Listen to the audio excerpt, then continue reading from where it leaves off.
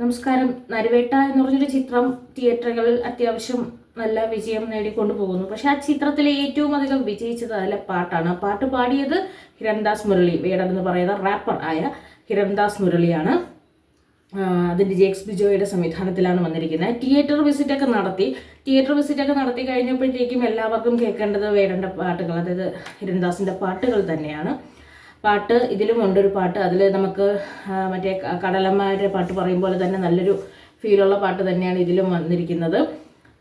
അതുപോലെ തന്നെ ഈയിടയ്ക്ക് വേടനൊരു പ്രോഗ്രാം അവതരിപ്പിക്കാൻ പോയപ്പോഴത്തേക്കും പണ്ട് വേടൻ്റെ അമ്മ, അതായത് ഹിരൺദാസിൻ്റെ അമ്മ ഒരു ജോലിക്ക് നിന്നെടുത്തുന്ന ഒരാൾ വന്ന് അമ്മയുടെ ഒരു ഫോട്ടോ കൊടുത്ത് വികാരമായി നമുക്ക് ഭയങ്കര ഫീൽ ചെയ്യുന്ന ഒരു അനുഭവം നമ്മൾ കണ്ടു. കാരണം ഇമോഷണലി അത് ഒറിജിനലായിട്ട് ഹിരൺദാസ് ഇങ്ങനെ എന്താണ് മുഴുകി പോകുന്നൊരു സീന് കണ്ടു.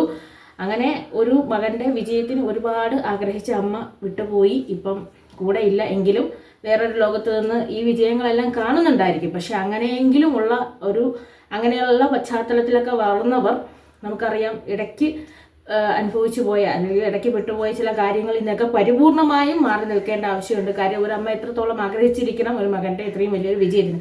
കാണാൻ ഭൂമിയിലില്ലെങ്കിലും മറ്റു കാര്യങ്ങളിൽ നിന്നൊക്കെ മാറി നിന്ന് ഒരുപാട് ഇതുപോലെ പാട്ടുകളൊക്കെ എഴുതി, ശത്രുതാ മനോഭാവം മറ്റൊരാളോട് ഫീൽ ചെയ്യിക്കാത്ത തരത്തിൽ പാട്ടുകളൊക്കെ എഴുതി വീണ്ടും നല്ല നല്ല ജനങ്ങൾക്കിടയിൽ